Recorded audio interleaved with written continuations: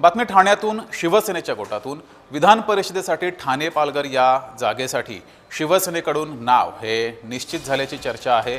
रवींद्र फाटक यांच्या नावाची चर्चा आहे आणि रवींद्र फाटक यांना ठाणे पालघर विधान परिषदेसाठी उमेदवारी मिळू शकते अशी चर्चा सुरू आहे आणि हे नाव जवळपास शिवसेनेनं निश्चित केलंय अशी ही चर्चा आहे। अधिक माहिती घेऊया, आपले प्रतिनिधी कुणाल बोहिटे आपल्या सोबत जोडलेत। कुणाल, एकीकडे रवींद्र फाटक यांचं नाव चर्चेमध्ये आहे तर क्षितिज ठाकूर यांचं नाव सुद्धा समोर आलं होतं। काय नेमकं घडतंय? शिवसेना ठाणे पालघरची जागा कुणाला देणार?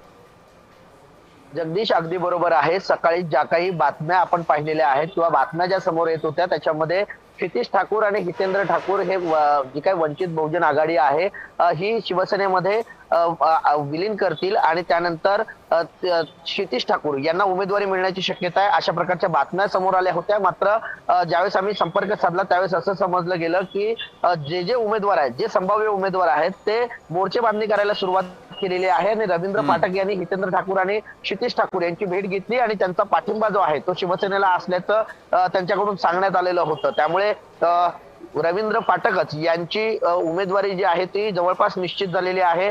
शिवसेनेचे मुख्य नेते आणि उपमुख्यमंत्री एकनाथ शिंदे हे कधीही या नावाची घोषणा करण्याची शक्यता आहे, कारण काल परवापर्यंत ठाण्याच्या जागेचा तिढा हा कायम होता, कारण भाजपचे सर्वाधिक नगरसेवक जे आहेत ते या सगळ्या मतदारसंघामध्ये 444 भाजपचे नगरसेवक आहेत आणि त्याचप्रमाणे 346 नगरसेवक जे आहेत ते शिवसेनेचे आहेत निलेश सांबरे यांच्या संघटनेला पकडल्यानंतर। त्यामुळे कुठेतरी भाजपचा आकडा जास्त होता, त्यामुळे भाजप देखील दावा करत होतं। मात्र आता शिवसेनेला ही जागा सुटल्यानंतर रवींद्र फाटक यांचं नाव आता निश्चित करण्यात आलेलं आहे। लवकर या नावाची घोषणा देखील होण्याची शक्यता आहे। जगदीश, कुणाल, तुम्ही असेच जोडलेले राहा।